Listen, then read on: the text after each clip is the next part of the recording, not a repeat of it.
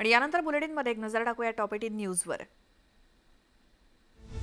Top 18 प्रायोजक cotton king, India's leading menswear brand in 100% cotton.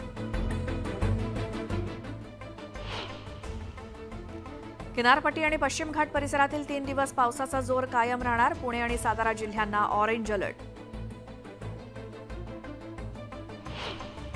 पुढील 2 ते 3 दिवस पुन्हा एकदा मुंबईत मुसळधार पावसाचा अंदाज। कोकणातही अतिमुसळधार पावसाची शक्यता।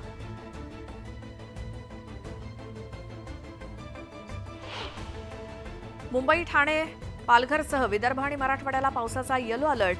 हलक्या ते मध्यम पावसाची शक्यता।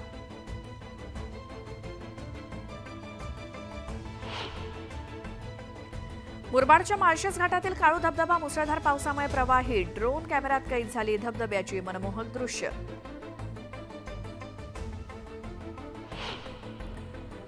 यंदाच्या खरीप हंगामात सोयाबीन, मका, कापूस, तुरीची विक्रमी पेरणी। सरासरीच्या 81.94% पेरणी पूर्ण विभागात सर्वाधिक पेरा।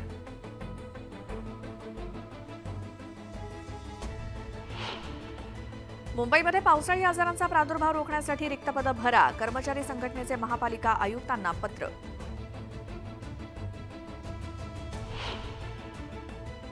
मराठा आरक्षणाची अंतिम सुनावणी 5 ऑगस्टपासून सुरू होणार। 26 ऑगस्टपर्यंत सर्व याचिकांवर एकत्रित उत्तर दाखल करण्याचे आयोगाला आदेश। आता ठाण्यातही होणार राणीची बाग, हावरे सिटीजवळ उभारणार प्रकल्प।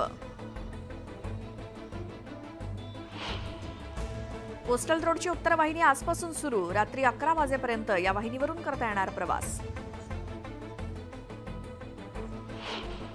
वाहतूक कोंडी ठरते वसईकरांसाठी डोकेदुखी। कोंडीमुळे वाहनधारकांची रोरो बोट सेवेला पसंती।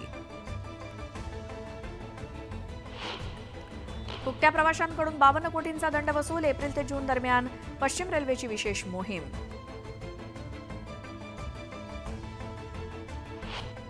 मीरा भाईंदरमध्ये 20 कोटींचा खर्च करूनही रस्त्यावरती खड्ड्यांचं साम्राज्य। कंत्राटदारावर कारवाई करण्याची मागणी।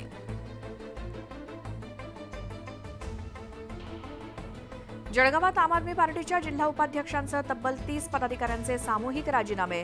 आपमधील अंतर्गत वाद चव्हाट्यावर। जळगावात प्रलंबित मागण्यांसाठी आदिवासींचं आंदोलन। भडगाव तहसील कार्यालयावर काढला मोर्चा।